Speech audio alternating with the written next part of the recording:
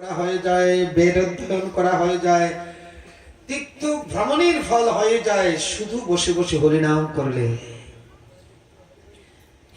তাই দেখুন, এই ভাগবতীর এই সিদ্ধান্ত আর গৌরাঙ্গ মহাপ্রভু এই দিলেন। গৌরাঙ্গ মহাপ্রভু হরিদাসকে বলেন, ক্ষণে ক্ষণে করো তুমি সর্বতীর্থে স্নান, ক্ষণে ক্ষণে করো তুমি তপযজ্ঞ দান। কোথায় হরিদাস ঠাকুর তপস্যা করছিল, কোথায় যজ্ঞ করছিল? নি তো বসে বসে শুধু হরিনাম করছিল। বলে বসে বসে হরিনাম করলেই তপস্যা হয়ে যায়, যজ্ঞ করা হয়ে যায়, দান করা হয়ে যায়, তীর্থ ভ্রমণ, তীর্থ স্নান সব কিছু করা হয়ে যায় শুধু হরিনাম করলে। এত সহজ পদ্ধতি আমাদেরকে দিয়েছে। আপনারা কোথাও যেতে পারেন না, যাওয়ার দরকার নেই, ঘরে বসে হলো হরিনাম করুন, হরিনামের মালা জপ করুন। অন্তত পক্ষে 1 ঘন্টা 2 ঘন্টা কমসে কম 16 মালা তো জপ করুন। বেশি পারলে তো কথাই না। তাহলে হরিনাম করলেই সমস্ত যজ্ঞ করা হয়ে যায়। যেমন শাস্ত্রে আছে, শূদ্র এবং স্ত্রী জাতি বেদ পড়া নিষিদ্ধ, কিন্তু সেটা ভক্তের বেলা নয়। যে সদাচারী ভক্ত সে পড়তে পারে, কিন্তু স্বাভাবিক শূদ্র কুলে যাদের জন্ম বা মায়েদের বেদ অধ্যয়নের অধিকার নেই, বলে দরকার নেই, হরিনাম করুন, তাহলে 4 বেদ অধ্যয়ন হয়ে যায়। আমরা এই নামের মহিমা আজকে বেশি বলবো না, কেননা আমাদের অজামিল উপাখ্যান আছে সামনে, তো অজামিল উপাখ্যানে আমরা নামের মহিমা একটু বেশি বর্ণন করব। তো এখানে শুধু দেবহূতি মাতা বলছেন যে যার জীবায় হরিনাম নৃত্য করে সে সপচের ঘরে জন্ম নিল। সপচ, স মানে কুকুর আর পচ মানে পাকে। কুকুর মাংস ভুজি যে এমন নিচু বর্ণের জাতি, তাদের ঘরে জন্ম নিয়েও যদি হরিনাম মুখে নৃত্য করে, তাহলে সে গড়িয়ান গড়িয়ান শ্রেষ্ঠ। তাই এত সহজ পদ্ধতি দিয়েছে, কিন্তু আমরা তা গ্রহণ করছি না। আর এই হরিনাম করলে বেদ, তপস্যা এবং যাগ যজ্ঞ সবকিছু করা হয়ে যায়, অন্য কিছু আর করতে হয় না। দেবহূতি মাতা এইভাবে কপিল ভগবানকে উনি স্তুতি করতে লাগলেন। আর এইভাবে দেবহূতি মাতাকে কপিল ভগবান উপদেশ দিয়ে উনি মায়ের কাছ থেকে বিদায় নিয়ে ওই গঙ্গা সাগর সঙ্গমে এসে গেলেন। গঙ্গা যেখানে গিয়ে সাগরে মিলিত হয়েছে সেখানে আসলেন। আর দেবহূতি মায়ের দেহটা সেখানে একটি, দেবহূতির মায়ের শরীরটা উনি যোগাসনে বসে শরীরটা জলে পরিণত হয়ে গেলেন। সেখানে সিদ্ধিপদ নামে একটি পুণ্যক্ষেত্র সৃষ্টি হয়ে গেল, তৈরি হয়ে গেল। দেবহূতি মায়ের শরীরটা জল হয়ে গেল। বলো দেবহূতি মাতা কি, কপিল ভগবান কি, জয় জয় শ্রী রাধে শ্যাম। মনু মহারাজের 3 কন্যা, 3 কন্যার মাঝে দেবহূতি মায়ের চরিত্র এবং সন্তান সন্ততির কথা আমরা আস্বাদন করলাম। আপনারা একটু সামনে আসুন, পিছনে জায়গা নেই, আপনারা একটু কষ্ট করে সবাই একটু সামনে আসুন, একটু সবাই কষ্ট করে সামনে আসুন, একটু আর একটু সামনে জায়গা রাখবেন, একটু সামনে চলে আসুন। হ্যাঁ, সবাই একটু কষ্ট করে পিছনে ওদেরকে বসতে।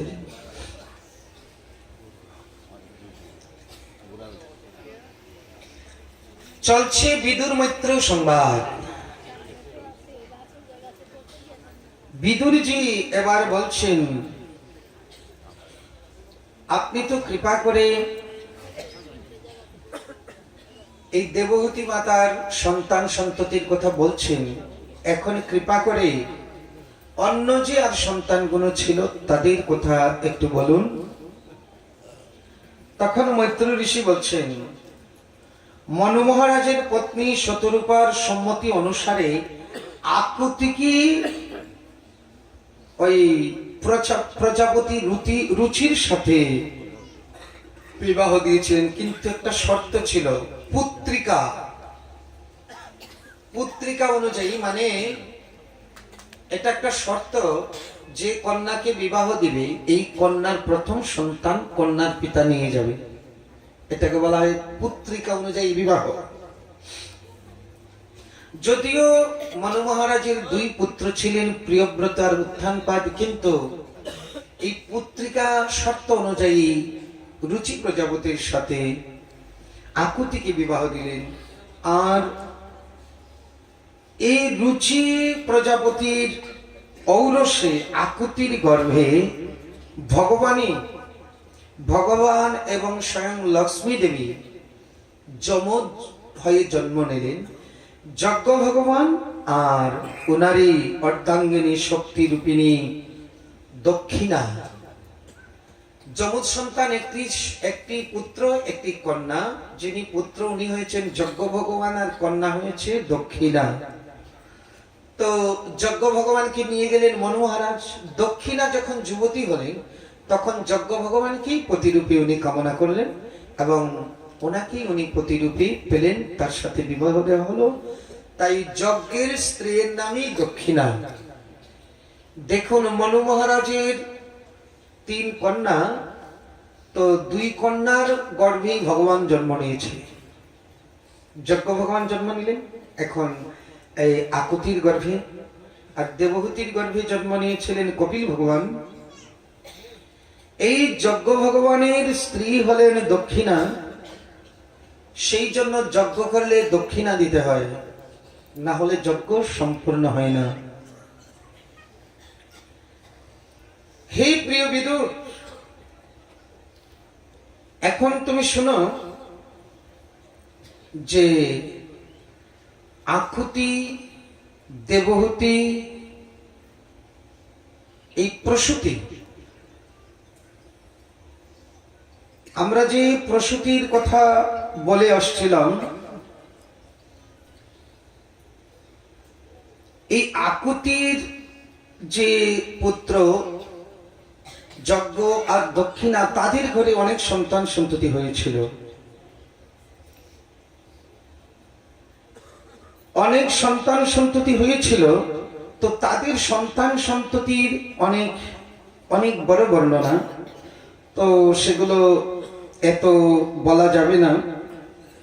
তো এখন এখানে বলেছে কর্দম ঋষির যে 9 জন কন্যার সঙ্গে বিবাহ দিয়েছিলেন সে কথা আমি আগে বলেছি। এখন আমি তাদের বংশ পরম্পরার কথা কিঞ্চিত বলছি। তো মরিচি ঋষির পত্নী কর্দম কন্যা কলা, কশ্যপ এবং পূর্ণিমা। কশ্যপ এবং পূর্ণিমা নামে 2টি পুত্র প্রসব করেছিলেন। এদের বংশধরেরা সমস্ত জগৎ একেবারে পরিব্যাপ্ত করে দিয়েছিলেন। এদের যে বিশাল বংশ বর্ণনা, বিশাল বংশ বর্ণনা, কিন্তু এই 2টি কন্যার কথা যৎকিঞ্চিত বলা হলো, দেবহূতি, আকুতি। এখন মনু মহারাজের যে প্রসূতি নামক কন্যা, ব্রহ্মার পুত্র প্রজাপতির কাছে বিবাহ দেওয়া হয়েছিল, দক্ষ প্রজাপতি। তো এই দক্ষ প্রজাপতি তার গর্ভে 16টি সুলোচনা কন্যা জন্ম দিয়েছিলেন। তো এই 16টি সুলোচনা কন্যার মধ্যে 13 জনকে ধর্মের হাতে, একজনকে অগ্নির হাতে, আর একজনকে সম্মিলিত পিতৃগণের হাতে, আর একজনকে বিশ্ব সংহারকারী তথা সংসার বন্ধন ছেদনকারী ভগবান শঙ্করের কাছে বিবাহ দিয়েছিলেন। তো এই যে 13 জন কন্যা ধর্মের স্ত্রী, তাদের সবার ঘরে সন্তান সন্ততি হয়েছে। তো ধর্মের 13 জন স্ত্রী আর পুত্রীর একটু নামগুলো আমাদের শোনা দরকার। দেখুন, ধর্মের 13 জন স্ত্রীর নাম। শ্রদ্ধা। শ্রদ্ধা যেখানে নাই সেখানে তো ধর্ম থাকে না। শ্রদ্ধা, মৈত্রী, দয়া, শান্তি, তুষ্টি, পুষ্টি, ক্রিয়া, উন্নতি, বুদ্ধি, মেধা, তিতিক্ষা, হৃ, মূর্তি, এরা হলেন ধর্মের 13 জন স্ত্রী। এই 13 জন স্ত্রীর ঘরে 13টি পুত্র। ওরা কারা? দেখুন ধর্মের পুত্রদের নাম কি সুন্দর। শ্রদ্ধার গর্ভে জন্ম নিয়েছে শুভ, শ্রদ্ধার পুত্র শুভ, নামগুলো কি সুন্দর। শ্রদ্ধার পুত্র শুভ, আর মৈত্রীর পুত্র প্রশান্ত, দয়ার পুত্র অভয়, শান্তির পুত্র সুখ। যেখানে শান্তি সেখানে সুখ। তো সুখ শান্তি কোথায় আসবে? যেখানে ধর্ম।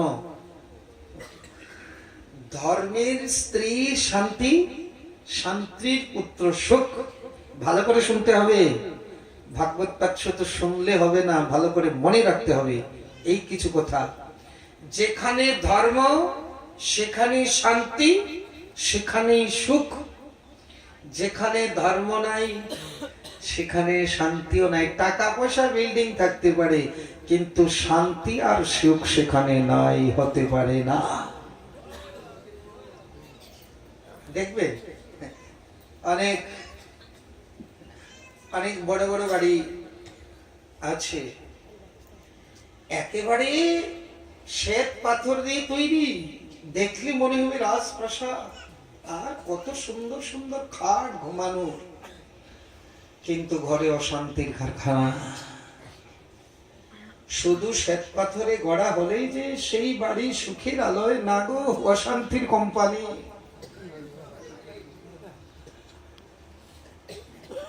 একদিন এক বিরাট বড় লোক, কোটি কোটিপতি, ফোন করে বলছে, বাবাজি আমি এখন বাড়ি ঘর ছাড়া, আমি এখন এক আশ্রমে আছি।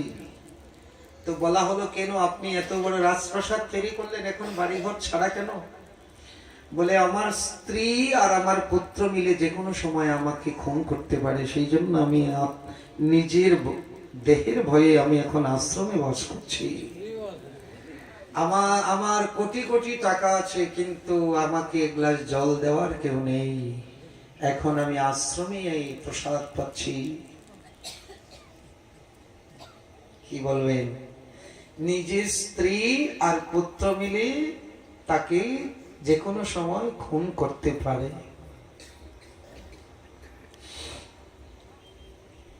তাহলে যেখানে ধর্ম সেখানে শান্তি আর সেখানে সুখ। আপনি জঙ্গলে বাস করেন, সেখানে সুখ। আর ওই পাথরে গড়া বাড়ি, সেখানেও সুখ শান্তি নাই, যদি ধর্ম আচরণ না করা হয়। আর ধর্ম আচরণ যদি করেন, তাহলে না থাকুক বাড়ি ঘর, কি আছে? সাধুরা তো বৃক্ষতলায় বাস করে। আরে একটা ঘর না কতটুক জায়গা নিয়ে তৈরি, এই বিশাল ঘর, সাধুদের এই বিশাল ঘর, অনন্ত আকাশটাই তাদের ঘর। এই বিশাল আকাশটাই তাদের ঘর। আরে একটা ঘরের মধ্যে কয়টা লাইট জ্বলে? সাধুর দেখুন অনন্ত কোটি লাইট জ্বলছে, চন্দ্র সূর্য তারা নক্ষত্র, এই বিশাল ঘরে কত লাইট জ্বলছে। দেখুন ভগবানের তৈরি ঘরে কিসের অভাব। আপনারা যদি কেউ এয়ার কন্ডিশন ঘর তৈরি করেন, তাহলে একটু ঠান্ডা করার জন্য কত টাকা খরচ, কিন্তু দেখুন ভগবানের কি লীলা, সারা বিশ্ব ঠান্ডা করে দিয়েছে, কোনো খরচ নাই। নিতাই গৌর হরি। কোনো খরচ আছে কি? সাধারণ এসি যে ঠান্ডা হয়, তার থেকে বেশি ঠান্ডা এখন হয়েছে কিনা? তো ঠান্ডার দিনে হিটার জ্বালাও, গরম করো, আবার ভগবান এমন গরম দেয় যে হিটারের থেকে আরো বেশি গরম হয়ে যায়, কোনো পয়সা খরচ লাগে না। তুই এত বড় ঘর থেকে, সাধুর এত বড় ঘর, এই জড় জগতের ঘর হলেই কি আর না হলেই কি? কত রাজ রাজাদের ঘর শ্মশান, কত রাজ রাজাদের ঘর এখন ধ্বংসস্তূপ।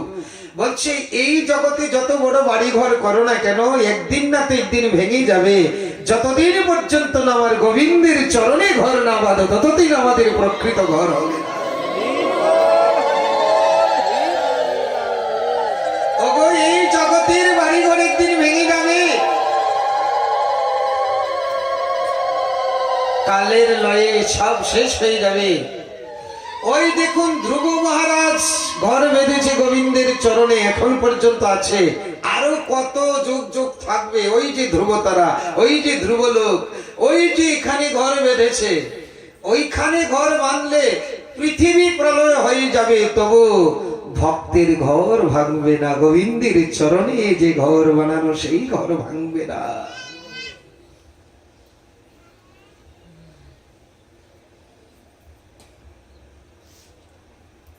তাই আমাদের গৌর গোবিন্দের চরণে শরণ নিতে হবে। ধর্মপথে চলে গোবিন্দের চরণে ঘর বাঁধতে হবে। সেই জন্য ভগবান শ্রীকৃষ্ণকে কুরুক্ষেত্র যুদ্ধের মধ্যে অর্জুন গিয়ে ভগবান শ্রীকৃষ্ণকে বলছিলেন, হে অচ্যুত, দুই দলের মাঝখানে আমার রথখানা স্থাপন করো। তার মানে কি? অর্জুনের রথখানা স্থাপন করেছিল কৌরব পক্ষ আর পাণ্ডব পক্ষের মাঝখানে। পণ্ডিতগণ সিদ্ধান্ত দিচ্ছে যে আমাদের দেহরথখানা স্থাপন করো গোবিন্দের দুই চরণের মাঝখানে। হ্যাঁ, ওইখানে আমাদের দেহরথ স্থাপন করতে হবে। তো এই যে ধর্মের স্ত্রী শান্তি, শান্তির পুত্র সুখ, তুষ্টির পুত্র মোহ, পুষ্টির পুত্র স্ময়, ক্রিয়ার পুত্র যোগ, উন্নতির পুত্র দর্প, বুদ্ধির পুত্র অর্থ। এই বুদ্ধি যেখানে সেখানে অর্থ থাকবে। বুদ্ধির পুত্র অর্থ, আর মেধার পুত্র স্মৃতি, মেধার পুত্র স্মৃতি, আর তিতিক্ষার পুত্র ক্ষেম মানে মঙ্গল। এইভাবে হি মানে লজ্জা, লজ্জার পুত্র হয়েছে বিনয়। দেখুন এই ধর্মের পুত্র আর স্ত্রীদের কি সুন্দর নাম, নামগুলো শুনলেই প্রাণ জুড়িয়ে যায়। তাহলে এদের কথা আমাদের স্মরণ রাখতে হবে, যে ধর্মের স্ত্রী পুত্রদের কথাগুলো। কিন্তু এই যে একজনকে দিয়েছিলেন এই সংসার বন্ধন ছেদনকারী ভগবান শঙ্করের কাছে, তার কোনো পুত্র সন্তান নেই। কেননা তিনি একবার শিবের সাথে মনোমালিন্য হয়েছিল মহারাজ দক্ষের, সেই থেকে সতী নিজে দেহত্যাগ করে দিয়েছিলেন অল্প বয়সে। সেজন্য ওই সতীর কোনো সন্তান সন্ততি নাই। এবার বিদুর জিজ্ঞাসা করেছেন, দেবাদিদেব ভগবান শিবের সাথে এই দক্ষ মহারাজের কোথায় মনোমালিন্য হয়েছিল, কি করে? হায় হায়, উনি জগৎ বরেণ্য, জগৎ বুঝছো, তার সাথে কি করে মনোমালিন্য হলো? দেখুন, হিংসা বিদ্বেষ ঝগড়া আগে থেকেই ছিল। এখন মৈত্র ঋষি বলছেন, দেখুন পুরাকালে একবার বিশ্বস্রষ্টা বিধাতা ব্রহ্মা নিজ পুত্র দক্ষকে প্রজাপতি উপাধিতে ভূষিত করলেন। যেমন প্রধানমন্ত্রী একটা পদ, যে কোনো জন অধিষ্ঠিত হতে পারে, তেমনি প্রজাপতি একটা পদ। এই প্রজাপতি পদে ভূষিত করলেন দক্ষকে, সেই জন্য বলা হয় দক্ষ প্রজাপতি। তো যখন প্রজাপতি পদে ভূষিত করলেন, তো ভাবলেন ওনাকে একটা স্বাগত সভা করা হোক। যেমন আমাদের কেউ যদি মন্ত্রী হয়, তো মন্ত্রীকে অনেকে স্বাগত সৎকার জানায় না। তো দক্ষ প্রজাপতিকে প্রজাপতি পদে ভূষিত করা হলে তাকে একটি স্বাগত সভা করা হোক। এই সভার মধ্যে একেবারে দেবতাগণ, ঋষিগণ, ব্রহ্মর্ষি, দেবর্ষি, মহর্ষি, রাজর্ষি সবাই এসেছেন। এমনকি ব্রহ্মা, বিষ্ণু, মহেশ্বর তারা পর্যন্ত এসেছেন দক্ষ মহারাজের স্বাগত সভাতে। তো সভার একটা নিয়ম, কোন গণ্যমান্য ব্যক্তি যদি সভাতে আসে, পূজনীয় ব্যক্তি সভাতে আসলে দাঁড়িয়ে তাকে সম্মান জানানো। দক্ষ প্রজাপতি পদে ভূষিত হয়ে নিজেকে তো অনেক বড় মনে করেছে, ভাবছেন সবাই আসুক তারপরে আমি যাব। সবাই এসে বসে আছে, দক্ষ প্রজাপতি একটু পরেই এসেছে। যখন উনি সভাতে প্রবেশ করেছেন, সবাই দাঁড়িয়ে তাকে সম্মান জানিয়েছে, কিন্তু দাঁড়াননি তিনজন, ব্রহ্মা, বিষ্ণু, মহেশ্বর। তো ব্রহ্মা বিষ্ণুকে দেখে তো কিছু বললেন না।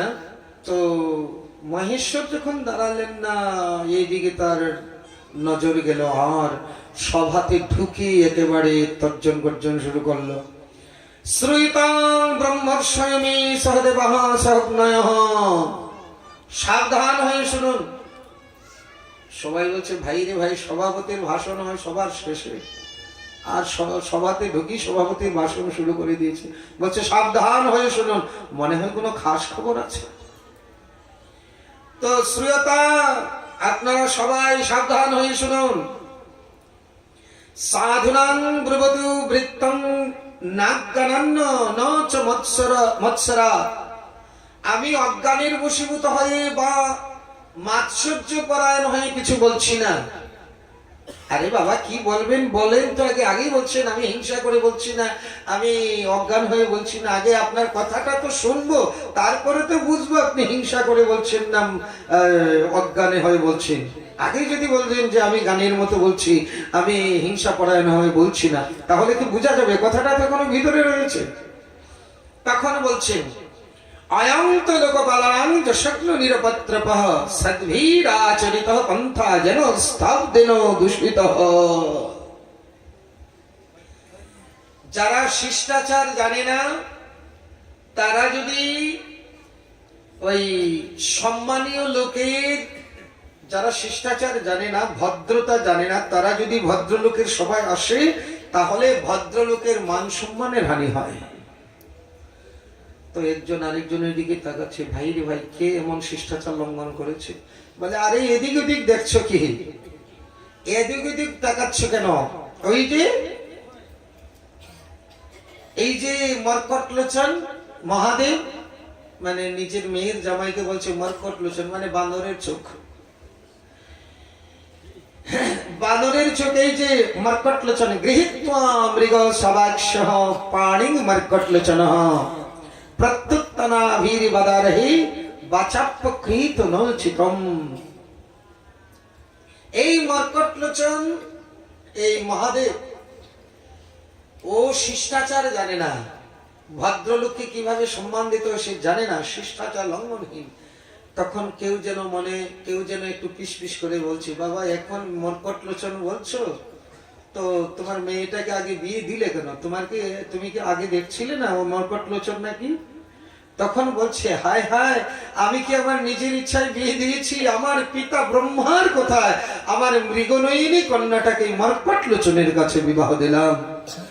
আর ওর না শিষ্টাচার আছে না সদাচার আছে। প্রেতা বাসেষু ঘোরেষু প্রেতৈর্ভূত গণৈর্বৃতঃ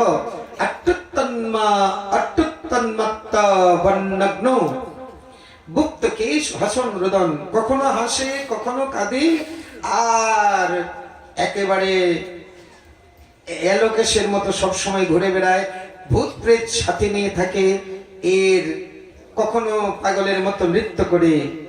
এই মর্যাদা লঙ্ঘনকারী উন্মত্ত বদ শ্মশানে বসানে থাকি।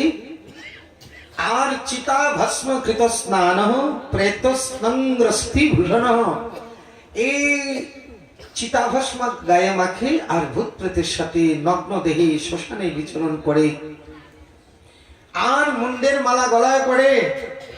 ওর নামেই শুধু শিব, প্রকৃত পক্ষে সে অশিব। শিব শব্দের অর্থ হয়েছে মঙ্গল, আর অশিব মানে অমঙ্গল।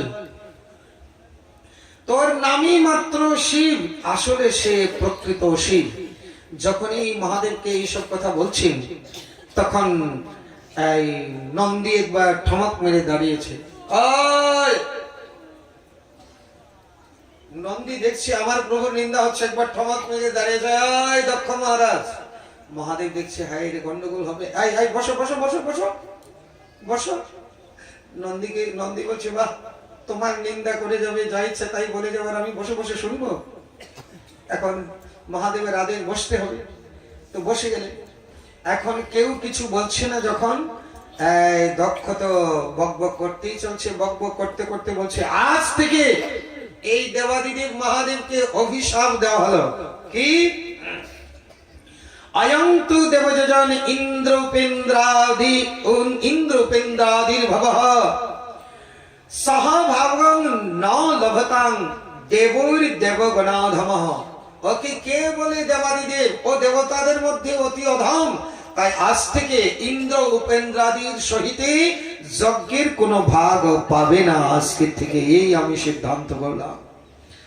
যখনই এই কথা বলছে নন্দী আর ঠিক থাকতে পারলেন না, ঠমক মেরে দাঁড়িয়েছে। এই দেখো, যতক্ষণ পর্যন্ত এসেছো বক বক করতেই চলেছো। তুমি ভগবান শিবকে যজ্ঞের ভাগ দিবে না, তোমার স্পর্ধা তো কম নয়, শিব নিন্দা করছো, তাহলে আমিও তোমাকে অভিশাপ দিলাম। কি? বুদ্ধা পরভিদ্ধায়েনা বিস্মিতাত্মগতি পশু স্ত্রী কামঃ সুস্ত তিতরাং দক্ষ বস্তু মুখ চিরাত। আরে দক্ষ, তুমি স্ত্রী কামক হবে আর তোমার মুক্তি অচিরাত ছাগলের মুখে পরিণত হয়ে যাবে, এই অভিশাপ দিলাম। বক বক করতেই আছো, তাই বক বক যেন সারা জীবন করো। বকরি বক বক করে না, তাই তোমার মুখটা বকরির মুখ হয়ে যাবে, ছাগলের মুখ হয়ে যাবে, এই অভিশাপ দিলাম। যখন এই অভিশাপ দিলেন দক্ষকে, এবার ভৃগুমণি উঠে দাঁড়িয়ে বলছে, এই নন্দী, এই জামাই শ্বশুরের ঝগড়া তোর এত নাক গলানোর দরকার কে রে?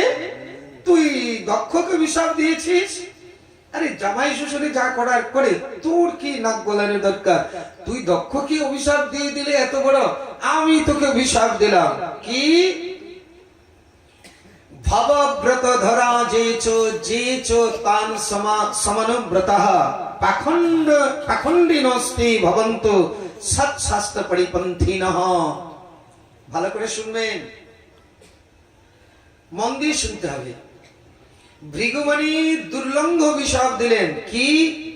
যারা শিবের ভক্ত এবং যারা সেই শিবের ভক্তের ভক্ত বা ভক্তের অনুগামী, শিব ভক্তের অনুগামী, তারা সকলেই সৎ শাস্ত্রের পরিপন্থী হবে। তারা গীতা ভাগবত সৎ শাস্ত্র যে তাদেরকে উল্লঙ্ঘন করে চলবে। দেখবেন যারা শৈব ভক্ত, তারা গীতা ভাগবতের কথা বলবে না, ও যত উৎপটান কথা বলবে। এটা ভৃগুমণির অভিশাপ। এখন পর্যন্ত কাজ করছে, আরো কাজ করবে যতদিন পৃথিবী আছে। তারা সৎ শাস্ত্র পরিপন্থী হবে আর পাষণ্ডী নামে তাদের খেতে হবে, তারা পাষণ্ডী হবে সব। এই দেখো,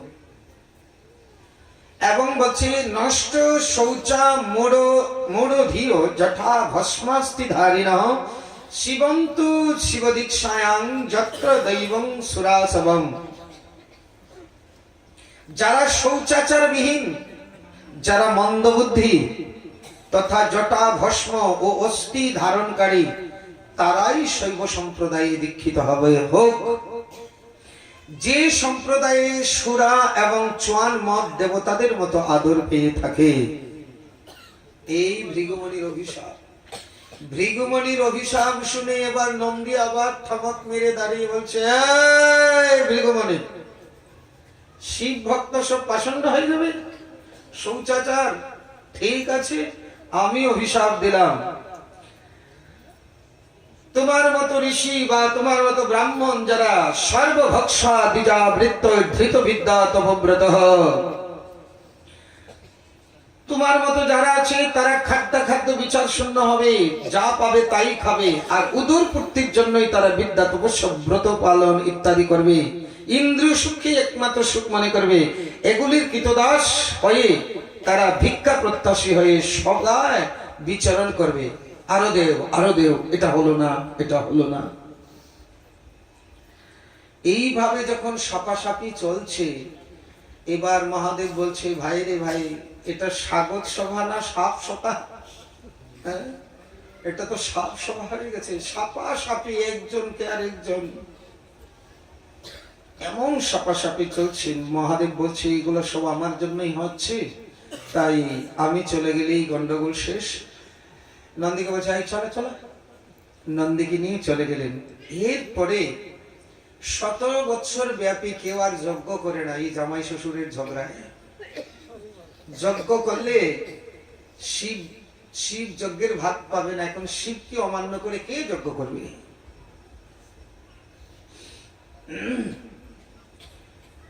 বহু কাল পরে দক্ষ নিজেই যজ্ঞের আয়োজন করলেন, আর সব দেব দেবীকে নিমন্ত্রণ করলেন, শুধু শিবকে বাদ দিয়ে। আর যজ্ঞের দিনে সব দেবদেবী ওই বিমানে চড়ে আসছে, কিন্তু আসছে ওই কৈলাসের উপর দিয়ে আসছে। তো কৈলাসের উপর দিয়ে দেবী সতী হঠাৎ দেখছি এত দেবীরা যাচ্ছে কোথায়, জিজ্ঞাসা করছে, হে দেবীগণ কোথায় যাওয়া হচ্ছে? তো ওরা আবার একটু আগুন জ্বালিয়ে দিচ্ছে। ও মা, তুমি জানো না? বলে না। বলে তোমার বাবার বাড়ি এত বড় যজ্ঞ তুমি জানো না? দেখুন, আপনজনের মধ্যে যদি কোনো মনোমালিন্য হয় তো প্রতিবেশী ফায়দা লুটে, যখন সুযোগ যায় লাগিয়ে দেয়। নিজজনের মধ্যে যখন কোনো মনোমালিন্য হবে, দেখবেন কিছু লাগানোর মানুষ কম নাই, লাগে ওদের পোশাক খরচ করে এসে লাগিয়ে দিয়ে যাবে।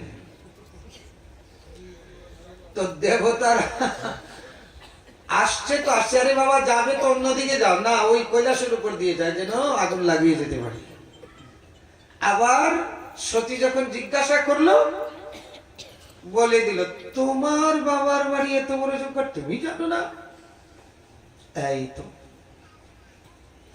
আমার বাবার বাড়ি যজ্ঞ আমি জানি না? হ্যাঁ হ্যাঁ। সতী তো মন খারাপ হয়েছে, এবার ভাবছি আমার বাবার বাড়ির যজ্ঞ সবাই আসবে, আমি যেমন, এটা কেমন কথা হয়? গিয়ে মহাদেবের চরণ চাপা শুরু করছে। তো মহাদেবের যখন চরণ চাপছে, মহাদেব বলছে, কি হলো সতী, কি হচ্ছে? বলে না, পতি সেবা করা সতীর ধর্ম। বলে আজকে সেবাটা একটু বেশি লাগছে, ব্যাপারটা কি? সেবাটা একটু বেশি লাগছে, কাজ হাসিল করতে হবে তো, তো সেবাটা একটু বেশি লাগছে, ব্যাপারটা কি? বলে কোনো খবর শুনেছো? বলে কি খবর? বলছেন আমার বাড়ি, আমার বাবার বাড়ি। বলে তোমার শ্বশুর বাড়ি থেকে কোনো নিমন্ত্রণ এসেছে? বলে কিসের নিমন্ত্রণ? বলে বড় যজ্ঞ হচ্ছে, কোনো নিমন্ত্রণ পাঠায় নাই? বলে না, ওই যে জামাই শ্বশুরের ঝগড়া হয়েছিল, মহাদেব পার্বতী সতীকে এখনো বলেনি। বলে কি দরকার? দেখুন, এর নাম ধৈর্য, এটাকে বলা হয় হজম ক্ষমতা। যে কথা বললে একজন আরেকজনের মধ্যে ঝগড়া লাগা হবে, সেই কথা বলতে নেই, নিজের মধ্যে হজম রাখতে হয়। এই হজম ক্ষমতাটা থাকা দরকার। যে কথা বললে একজন আরেকজনের সাথে ঝগড়া হবে, মনোমালিন্য হবে, সেই কথা বলতে নেই। মহাদেব নিজের স্ত্রীর কাছে বলেননি, সতীর কাছে বলেনি যে ঝগড়াঝাটি হয়েছে।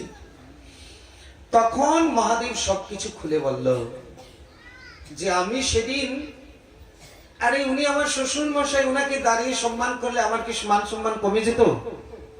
আমি সম্মান করতাম, কিন্তু আমি না ধ্যানে ছিলাম, ভগবানের ধ্যানে ছিলাম, কখন উনি এসে প্রবেশ করেছে আমি বলতে পারি না। আর ভর সভার মধ্যে আমাকে এমন অপমান করলো।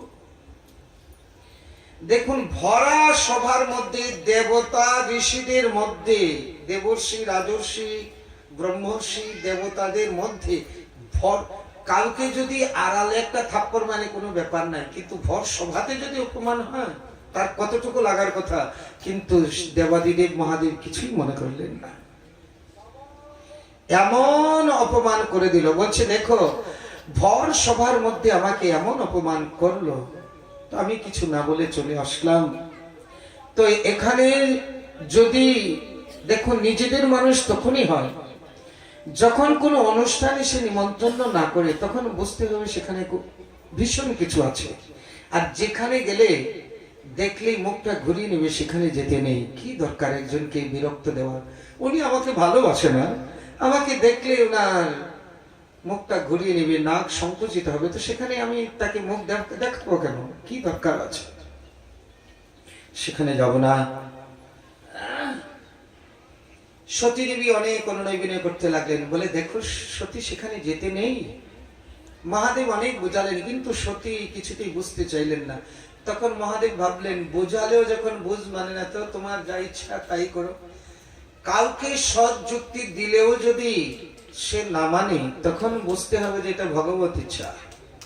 আমার কর্তব্য আমি করলাম। কেউ যদি কারো কাছে সৎ যুক্তির জন্য আসে, তাকে সৎ যুক্তি দিতে হবে। তারপরে যদি সে না মানে, তখন সে আপনার দায়িত্ব শেষ, সে তার কাজ সে করলো, কিন্তু আপনার দায়িত্ব আপনার পালন করতে হবে। মহাদেব ভাবলেন, আমার যা বোঝানোর কর্তব্য তা তো আমি বুঝিয়ে দিলাম, এখন উনি চুপ করে রইলেন। তো সতী মনে মনে ভাবলেন, তাহলে মহাদেব সম্মতি হয়েছে, তাহলে গেলাম। কিন্তু উনি কিছু কথা বলছে না, ভাবছে মৌনই সম্মতির লক্ষণ। উনি যখন সতী দেবী যখন রওনা দিয়েছে, মনে মনে ভাবছে আবার রাগ করে নাই তো। তো এইদিকে যাচ্ছে, আবার মহাদেবের দিকে তাকাচ্ছে। মহাদেব চোখ মুদ্রিত করে বসে আছে। গেলাম, কিন্তু কোনো কথা নাই। আমি গেলাম, কোনো কথা নাই। তো একবার চোখ মেলে তাকাচ্ছে, সত্যি চলে গেল নাকি। তো সতী দেখছে, হায় হায়, মহাদেব রাগ করছে নাকি, আবার ফিরে আসছে। তো যখনই ফিরে আসছে, তখন মহাদেব আবার চোখ মুদ্রিত করে বসে আছে। এসে দেখে না, চোখ মুদ্রিতই। গেলাম, কিন্তু কোনো সারা শব্দ নাই। কিছু দূর গেছে, আবার ভাবে হায় হায়, রাগ করলো নাকি। মহাদেব আবার চোখ মেরে তাকায়, বলে দেখা, আবার ফিরে আসছে। তো আবার উনি চোখ মুদ্রিত করছে। এইভাবে তিনবার আসছে আর যাচ্ছে। শেষবারের মতো বলছে, যা হবার হবে, যাব। এখন মহাদেব দেখছে, আরে অনেক দূর চলে গেছে, চলেই যাচ্ছে সত্যি সত্যি। তো নন্দীকে বলছে, যাও তোমার মাকে পৌঁছিয়ে দিয়ে আসো। নন্দী গিয়ে বলছে, জয় হো মাতাশ্রী, এতদিন পরে দাদুর বাড়ি যাবেন আর আমাদেরকে ছাড়া, আমার পৃষ্ঠে চলুন, আমি পৌঁছে দিয়ে আসি। নন্দী সতীকে নিয়ে ওই হরিদ্বারে কনখলে গেলেন। হরিদ্বারে কনখলে যখন গিয়ে পৌঁছলেন, গিয়ে দেখে প্রথমে দেব দেবীদের সঙ্গে দেখা হয়েছে। যারা দেখলে প্রণাম করত, তো তারা দেখলে মুখ ঘুরিয়ে নেয়। সত্যি দেখলেন, হায় হায়, কোথায় আসলাম। যারা দেখা মাত্র প্রণাম করত, তারা মুখ ঘুরিয়ে নেই। গেলেন মায়ের কাছে, প্রসূতির কাছে। মা অপেক্ষা করছিলেন, হায় হায়, সবাই আসছে, কিন্তু আমার কন্যা, ছোট কন্যা সতী আসেনি, অপেক্ষা করছিলেন। সতীকে দেখে বুকে জড়িয়ে ধরলেন, মায়ের কাছে একটু শান্তি পেলেন। আবার যখন যজ্ঞস্থলে গেলেন, তো যজ্ঞস্থলে গিয়ে দেখে সবার জন্য আলাদা আলাদা আসন, ছোট ছোট দেবতাদের আলাদা আসন, কিন্তু মহাদেবের কোনো আসন নাই। আর মহাদেবের নিন্দা চলছে। দক্ষ মহারাজ নিজেই মহাদেবের নিন্দা করছে। সত্যি ভাবছে, হায় হায়, এখন আমি কি করি। আমি যদি মহাদেবের কাছে ফিরেও যাই, তবু মহাদেব আমাকে বলবে, কি হলো দাক্ষায়ণী, আমাকে বলবে দাক্ষায়ণী। আমার বড় দুর্ভাগ্য যে শিব নিন্দুকের রক্ত আমার মধ্যে। আমি যদি ফিরে যাই, তবু আমার হবে না, কেননা এই শিব নিন্দুকের, পতি নিন্দুকের রক্ত আমার কাছে। তাই দেহটাই ত্যাগ করে দেব। সতী কি করলেন, ওই দেহটা এখানে ত্যাগ করে দিলে। এইদিকে যখন দেহ ত্যাগ করলেন, নন্দী একটু উৎপাত করতে শুরু করেছিলেন, কিন্তু এখানে ভৃগুমণি আদি তন্ত্রমন্ত্র কিছু জানে। তো তন্ত্রমন্ত্র দিয়ে কিছু ভূতপ্রেতকে একেবারে বশীভূত করে, কিছু অসম্মানিত করে ফিরিয়ে দিলেন। আর এদিকে দেবর্ষি নারদ গিয়ে মহাদেবকে বলছেন, জয় হো দেবাদিদেব। ভোলা বাবা তো ভোলা বাবা, ওইদিকে খবর নাই, এদিকে এত কিছু হয়ে গেল, এদিকে কোনো খবর নাই। উনি রাম নাম জপ করছে, বলে জয় হো ভোলে বাবা। বলে আরে দেবর্ষি, বলে এখানে বসে ভজন করছেন, এদিকে এত সব কিছু হয়ে গেল।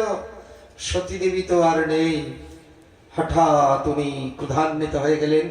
ক্ষণে তুষ্ট, ক্ষণে রুষ্ট, রুষ্ট তুষ্ট, ক্ষণে ক্ষণে উনি ক্রোধান্বিত হয়ে ওনার জটা ছিঁড়ে ভূমিতে যখন ফেললেন, সেই জটার থেকে বিকরাল মূর্তি ধারণ হলো, বিশাল মূর্তি ধারণ হলো। এই ভদ্র, তোমার নাম বীরভদ্র।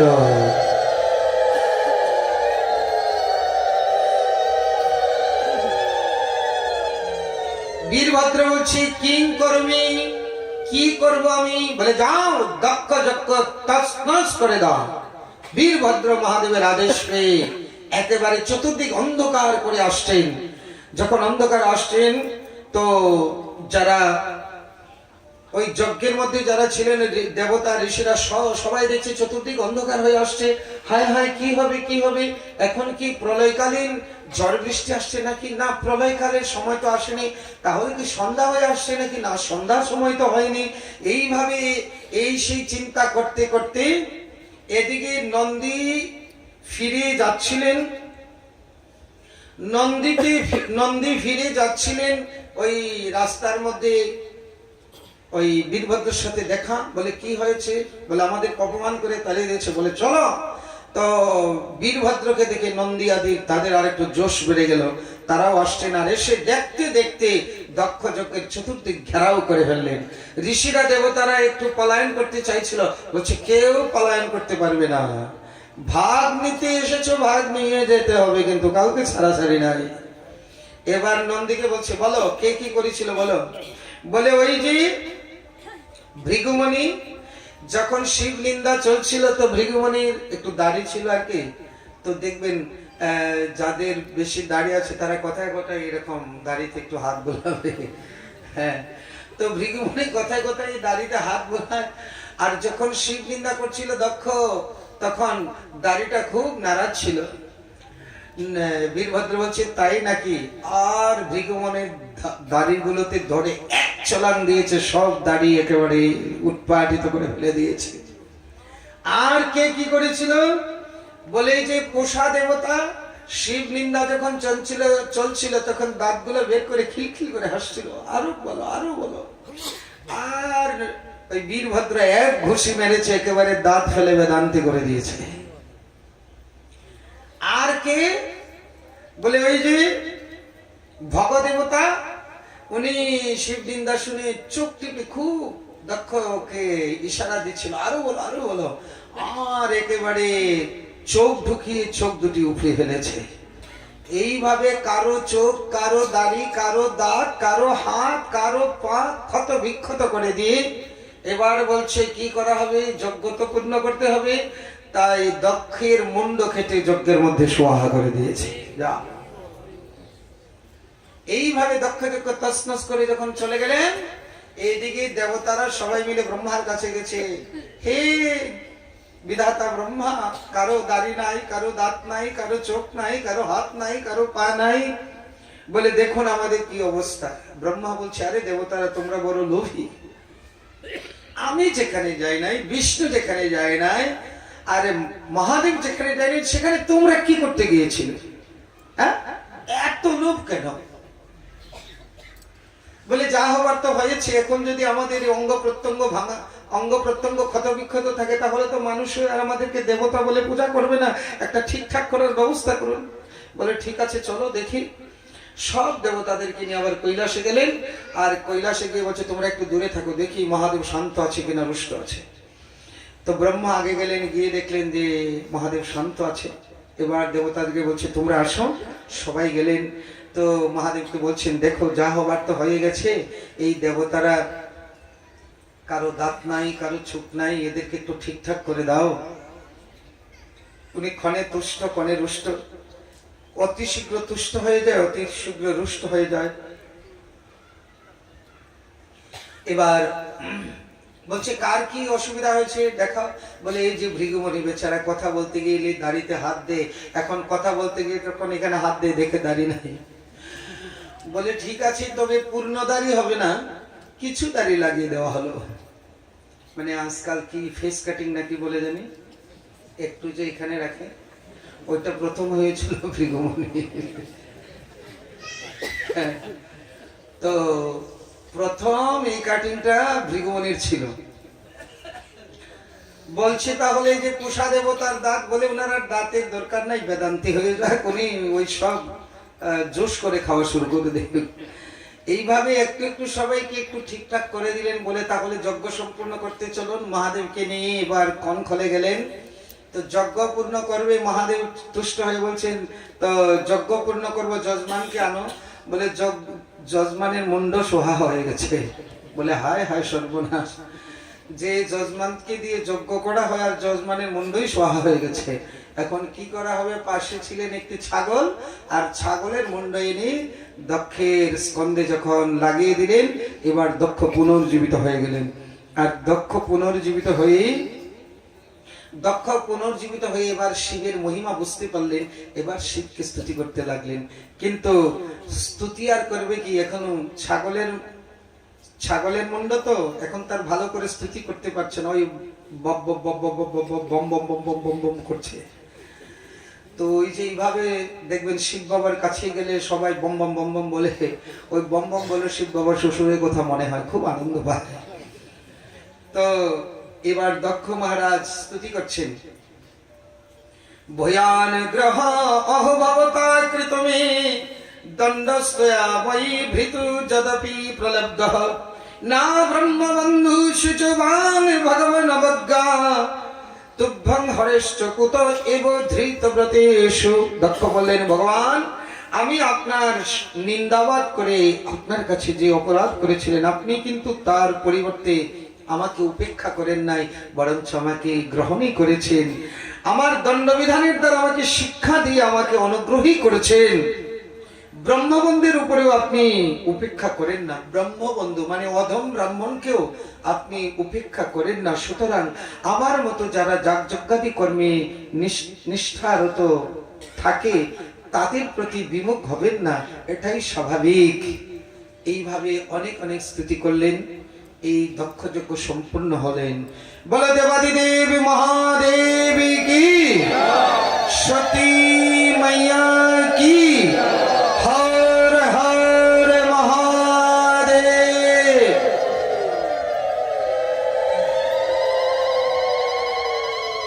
সেই জন্য যারা বৈষ্ণব তারা যেন শিব নিন্দা করবেন না, শিব নিন্দা করতে নেই। শিব নিন্দা যারা করেন তাদের এমনি ভাবে ছাগলের মুখ হওয়া অবশ্যম্ভাবী, তাই শিব নিন্দা করবেন না। প্রকৃতপক্ষে কেউ যদি শিবের ভজনও করেন, তাহলে শিব বাবা শেষ পর্যন্ত শ্রীকৃষ্ণের কাছে পৌঁছাইয়া দেন। এটাই শাস্ত্রের আমাদের অনেক সিদ্ধান্ত পাওয়া যায়, অনেক প্রমাণ পাওয়া যায়। এই গেলেন সতীর দাহত্যে, সেই জন্য তার কোনো সন্তান সন্ততি হলো না। এবার মৈত্রেয় ঋষি বলছেন, ধর্মের বংশ বর্ণনা তো শুনেছেন, এবার অধর্মের বংশ বর্ণনা আরো বেশি করে শুনতে হবে। ব্রহ্মার পৃষ্ঠদেশ থেকে অধর্মের উৎপত্তি। অধর্ম ব্রহ্মার পুত্র, ব্রহ্মার পিছন দিক থেকে এই অধর্মের উৎপত্তি। অধর্মের যে স্ত্রী, তার নাম শুনে রাখুন, অধর্মের স্ত্রীর নাম হয়েছে মৃষা, মানে মিথ্যা। যেখানে মিথ্যা সেখানে অধর্ম। মিথ্যা কথা বলাই মানে আপনি অধর্মের আশ্রয় নিলেন।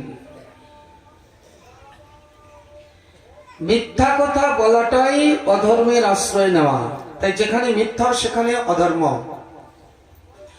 আর এই মিথ্যা আর অধর্মের এক পুত্র এক কন্যা। এই পুত্রর নাম হয়েছে দম্ভ, অহংকার, আর কন্যা হয়েছে মায়া। এই দুইজন হয়েছে অধর্মের পুত্র কন্যা। আর দম্ভ আর মায়া থেকে লোভ আর নিষ্কৃতি মানে শঠতা, আর এই লোভ আর শঠতার থেকে ক্রোধ আর হিংসা, আর এই ক্রোধ আর হিংসা থেকে কলি। আর কলির স্ত্রীর নাম হয়েছে দুরুক্তি। এমন এমন কথা বলবে গা জ্বলে যাবে, এমন এমন কথা বলবে যে গা জ্বলে যাবে। কলির স্ত্রী, কলির স্ত্রী এমন এমন কথা বলবে। আর কলি মানে ওই ফর্সা কালো এইরকম না, কলি মানে কলহ, ওই ঝগড়া, দেখবেন ঝগড়াঝাটি যেখানে হয় সেটাই কলি। তাই কলির স্ত্রীর নাম দুরুক্তি। এই তাদের কলি আর দুরুক্তির গর্ভে হয়েছে ভি মানে ভয় আর মৃত্যু। এই কলি আর দুরুক্তির গর্ভে ভি আর মৃত্যু মানে ভয় আর মৃত্যু। আর ভয় আর মৃত্যুর ঘরে যাতনা আর নরক। এই হয়েছে অধর্মের বংশ বিস্তার। এদের নামটা বেশি করে স্মরণ রাখতে হবে। এরা যেখানে থাকে সেখান থেকে প্রণাম করে করে দূরে থাকতে হবে। নিতাই গৌর হরি বল। না হলে কিন্তু আমরা অধর্মের হাত থেকে বাঁচতে পারবো না। এবার বলছেন তিন কন্যার বংশ বর্ণনা আপনারা শুনলেন, দেবহূতি, আকুতি, প্রসূতি। এবার বলছে দুই পুত্র। এই দুই পুত্রের মধ্যে উত্তানপাদ আর প্রিয়ব্রত। প্রথমে উত্তানপাদের কথা বলছেন। একদিন উত্তানপাদ রাজা ছিলেন আর প্রিয়ব্রত রাজা ছিলেন। তো রাজা উত্তানপাদের দুই স্ত্রী ছিল, একজনের নাম সুরুচি আর একজনের নাম সুনীতি। এই সুরুচি আর সুনীতি, সুনীতি মানে যার নীতিটা সুন্দর, আর সুরুচি মানে যার রুচিটা ভালো।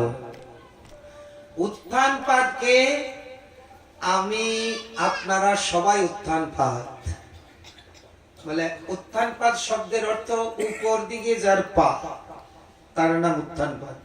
তো বলবেন যে আমরা উত্থানপাদ হলাম কোথায়? আমাদের পা তো নিচের দিকে, আমাদের পা উপর দিকে কোথায়? বলে এখন হয়তো নিচের দিকে, কিন্তু জননীর জঠরে সবাই আমাদের পা উপর দিকে ছিল, তাই আমরা সবাই উত্থানপাদ। তাই আমাদের সবার দুই স্ত্রী সুরুচি আর সুনীতি। সুনীতি মানে শাস্ত্রনীতি, আর সুরুচি মানে আরে মন যাহা, মন ভালো তো সব ভালো, মন শুদ্ধ তো সব শুদ্ধ। আরে মন শুদ্ধ সব শুদ্ধ, করো করো এগুলা করো, মন শুদ্ধ সব শুদ্ধ। তাহলে এত শাস্ত্র এত গ্রন্থ যে লিখেছে সব অশুদ্ধ, মনটাই সবচেয়ে শুদ্ধ।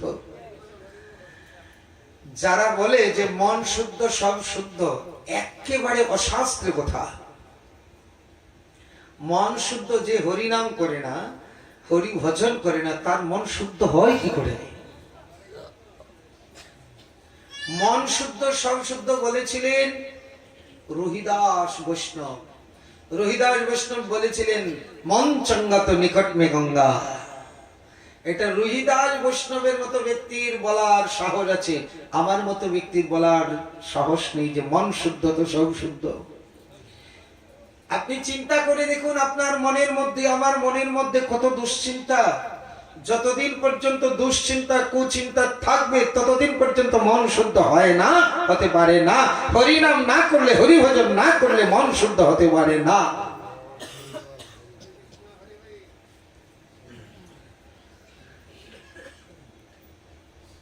সুরুচি মানে রুচি, যেটা ভালো লাগে। আর শাস্ত্রে যা বলেছে বলেছে, যেটা রুচি সেটাই সেটাই করো, যেটা ভালো লাগে। বেলা 10টা পর্যন্ত ঘুমালে খুব ভালো লাগে, তো শাস্ত্রে বলা আছে সূর্য উদয়ের আগে উঠা। আরে উঠলে বড় কষ্ট হয়, এটার নাম সুরুচি। আমরাও সবাই সুরুচির ভক্ত। সুনীতির কথা আমরা কয়জন মানি? শাস্ত্রের কথা কয়জন মানি? শাস্ত্র বলছে এটা খেও না, এটা খেও না, বলে আরে এত মেনে পারা যায় না, খা। আত্মায় যা চায় তাই খাও, বলে জম্মের মতো খাও। আত্মায় যা চায় তাই খাও। শাস্ত্র নিষেধ করছে, শাস্ত্রকে বুড়ো আঙুল। হ্যাঁ, তাহলে শাস্ত্র যারা লিখেছে ওরা মনে হয় ভুল লিখেছে। শাস্ত্র যারা লিখেছে মুনি ঋষিরা, ওরাই মনে ভুল করে গেছে। আমাদের মন যদি শুদ্ধ হয়ে যায় তাহলে ওরা ভুল লিখে গেছে।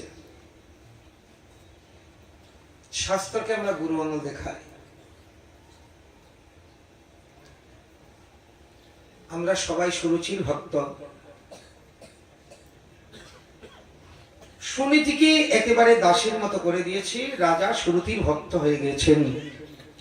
সুনীতির পুত্র ধ্রুব আর সুরুচির পুত্র উত্তম। একদিন উত্তম উত্তমকে কোলে নিয়ে রাজা লালন পালন করছে। তাই দেখে ধ্রুবের মনে হয়েছে যে আমি একটু পিতার কোলে উঠব। কিন্তু পিতার কোলে উঠতে গিয়ে আর সুরুচির চোখে পড়ে গেছে আর বলেছে, আরে যদি পিতার ভালোবাসা পেতে চাস তাহলে করো গিয়ে হরি সাধনা, আর জন্ম নি আমার গর্ভে, তবেই তুমি পিতার ভালোবাসা পাবে। দেখুন কত বড় কথা। করো গিয়ে হরি সাধনা, হরি সাধনায় করার পরে যখন হরি দর্শন হবে, হরিকে বলবে আমি যেন সুরুচির গর্ভে জন্ম নেই। বলে আরে হরিকে যে দর্শন করবে তোমার ঘরে জন্ম নেওয়ার আর কি দরকার আছে? তার মানে ভগবানের থেকেও তার গর্ভটা আরো বড়। ভগবানের থেকেও তার গর্ভটা আরো বড়। আরে ভগবানকে পেলে তোমার মতো সুরুচির আর দরকার কি? হ্যাঁ, ধ্রুব সৎ মায়ের তিরস্কারে একেবারে পদাহত সর্পের ন্যায় একেবারে ফুসফুস করতে করতে মায়ের কাছে গেছে, সুমিতের কাছে গেছে। মা মা জানো ওই ছোট মামাকে কি বলেছে? কি বলেছে? বলে বাবার ভালোবাসা পেতে হলে নাকি হরি সাধনা করে তার গর্ভে জন্ম নিতে হবে। দেখছি ধ্রুবের চোখ দুটি ছলো ছলো। কথা শুনে সুনীতি নিজের নয়নের জলে পরিপূর্ণ হয়েছে, কিন্তু নিজেকে সম্বরণ করে বলছে, ধ্রুব তোর সৎমা তো ভালো কথা বলেছে।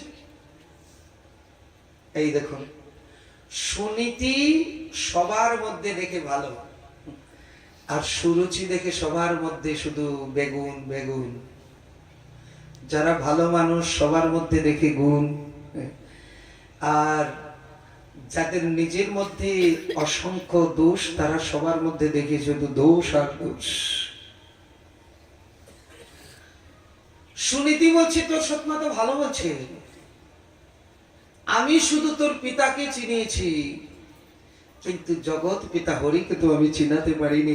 দেখ তোর সৎমা তোর কত উপকার করেছে, হরি ভজন করে ওই জগৎ পিতাকে তোকে চিনিয়ে দিয়েছে। আমি তো তোর মা হয়ে জগৎ পিতাকে চিনাতে পারিনি। দেখুন কোথা থেকে কোথায় নিয়ে লাগালে। ধ্রুব, এটা তোর সৎমায়ের দোষ নয়। আমি পূর্বজন্মে না জানি কত অপরাধ করেছিলাম, তাই রানী হয়ে ও দাসীর মতো, এটা সত্য সৎমায়ের দোষ নয়।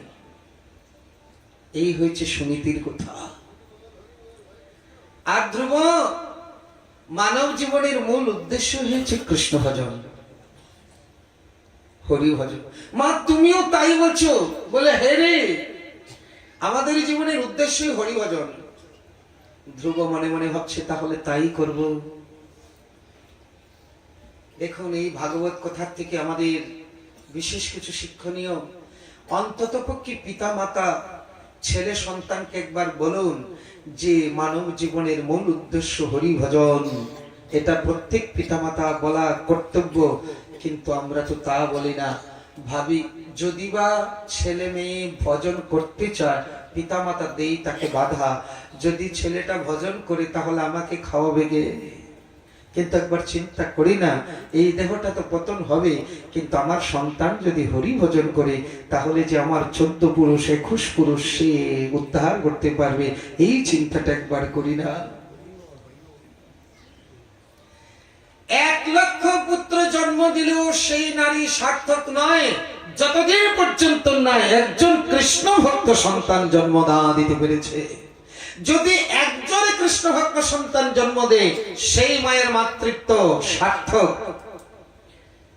শাস্ত্র বলেছেন, জননী কৃতার্থা বসুন্ধরা সা বসতিশ্চ ধন্যা নৃত্যন্তি পিতরেপি স্বর্গে যে সংকুলে বৈষ্ণব নামধেয়। আহা, যার ঘরে একটি কৃষ্ণ ভক্ত বৈষ্ণব সন্তান জন্ম নেয়, সেই বসুন্ধরা ধন্যা কুলাং পবিত্রম, তার কুল পবিত্র, সেই মা ধন্যা, সেই বসুন্ধরা ধন্যা। আর স্বর্গে থেকে পিতৃপুরুষগণ আনন্দ নৃত্য করে যে আমার বংশে একটা কৃষ্ণ ভক্ত সন্তান জন্ম নিয়েছে। আপনি যদি লক্ষ পুত্র জন্ম দেন তবু আপনি সার্থক মাতা নন যদি একজন কৃষ্ণ ভক্ত সন্তান জন্ম না দিতে পারেন। সুনীতি মা তাই করেছে। মায়ের কথা মনে রেখেছি, তাহলে হরিভজন করতেই যাব। তো মা তো যেতে দিবে না। মা তাহলে হরিভজন করবো। আচ্ছা, হরিভজন করতে হলে কি করতে হবে? তুই পারবি না বাবা, বনে যেতে হবে, কঠোর তপস্যা করতে হবে, তুই এখনো ছোট। আচ্ছা, তাহলে আমাকে যেতে দিবে না, তো মাকে না জানি চলে যাব। একদিন মা ঘুমিয়ে আছে, আর ঘুমন্ত মাকে প্রণাম করে চলেছে, মা আমি তোমাকে প্রণাম করি, মায়ের আশীর্বাদ নাকি সর্বশ্রেষ্ঠ আশীর্বাদ, তুমি তুমি আমাকে আশীর্বাদ করো, আমি যেন হরি দর্শন করতে পারি। ঘুমন্ত মাকে প্রণাম করে চললেন হরি ভজনে। ধ্রুব যখন চলে যাচ্ছেন হরিভজনে বনে, প্রহরী দেখছেন, উত্তান পার্কে গিয়ে বলছেন আপনার পুত্র যুবরাজ বনে চলে যাচ্ছে। বলে না না, আরে ও এখনো শিশু, ওকে যেতে দিবে না, বলো যে অর্ধেক রাজত্ব ওকে দিব। প্রহরী গিয়ে বলছে, যুবরাজ আপনার পিতা বলছে আপনাকে অর্ধেক রাজত্ব দিয়ে দিবে। ধ্রুব হাসতে বলে, বাহ, এখনো ভজন করি নাই, কেবল ভজনের সংকল্প নিয়েছি, তাতেই অর্ধেক রাজত্ব। তো তাকে ভজন করলে না জানি আর কি, যাকে ভজন করার সংকল্প মাত্রই অর্ধেক রাজত্ব, আমি তাকে দেখতে চাই সে কেমন। ধ্রুব চলছে, প্রহরী গিয়ে আবার বলছে, ধ্রুব মহারাজ আপনার পুত্র কথা মানছে না, চলে যাচ্ছে। বলে না, ওকে যেতে দিয়ে না, বলো যে সম্পূর্ণ রাজত্ব দিয়ে দেব। প্রহরী আবার গিয়ে বলছে, যুবরাজ আপনার পিতা বলছে আপনাকে সমস্ত রাজত্ব দিয়ে দিবে। ধ্রুব আরো হাসে, বলে বাহ, যার ভজনের সংকল্প মাত্র নিয়েছি, এখনো ভজন করিনি, তাতেই সমস্ত রাজ্য, আর সে না জানি কেমন, আমি তাকে দেখতে চাই। চলে গেলেন বনে। এদিকে ভগবান দেখলেন ধ্রুবের যে অনুরাগ, কিন্তু ওর তো দীক্ষা হয়নি। অনুরাগ যদি থাকে তাহলে ভগবান তার জন্য গুরু প্রেরিত করে, তার প্রমাণ এই দেখো। ভগবান বলছি, দদামি বুদ্ধি যুগম, আমার কাছে যদি কেউ আসতে চায়, আমি আমার কাছে আসার সুবুদ্ধি আমি তাকে দিয়ে থাকি, আমি তাকে সুবুদ্ধি দিয়ে থাকি।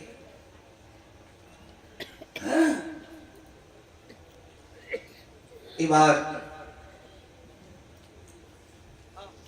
ভগবান নিজ গুণেই দেবর্ষী নারদকে প্রেরিত করেছে। দেবর্ষী নারদ চলছে, গিয়ে মাঝপথে ধ্রুবের সাথে দেখা।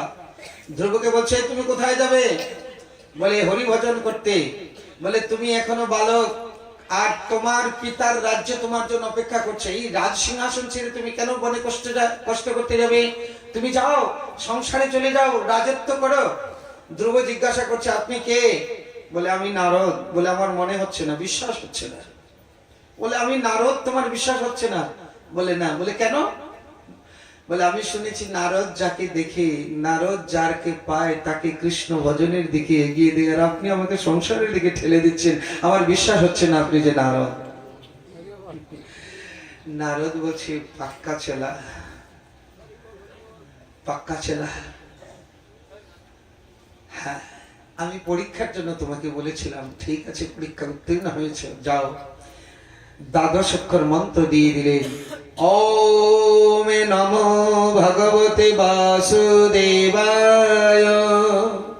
ওম নমো ভগবতে বাসুদেবায়, ওম নমো ভগবতে বাসুদেবায়। দ্বাদশ অক্ষর মন্ত্র দিয়ে কিভাবে ভজন করবে সে পদ্ধতি বলে দিলেন। তুমি মথুরাতে যাও, মথুরার পাশে মধুবন নামে একটি সুন্দর স্থান, যমুনাতে স্নান করে সেই মধুবনে গিয়ে তুমি ভজন শুরু করো। দেবর্ষী নারদের উপদেশ এবং মন্ত্র পেয়ে উনি বৃন্দাবন, মথুরায় যমুনাতে স্নান করে মধুবন, ধ্রুবটিলা, যেখানে একটু উঁচু জায়গা, এখনো গেলে, আগে যখন ছোটবেলা ধ্রুবের কথা শুনতাম, মনে মনে ভাবতাম ধ্রুব যে জায়গায় সাধনা করেছে সেই জায়গায় যদি একটু যেতাম। এখনো সেই মধুবনে গেলে এখনো সেই ধ্রুবের স্মৃতি আনয়ন করে দেবে।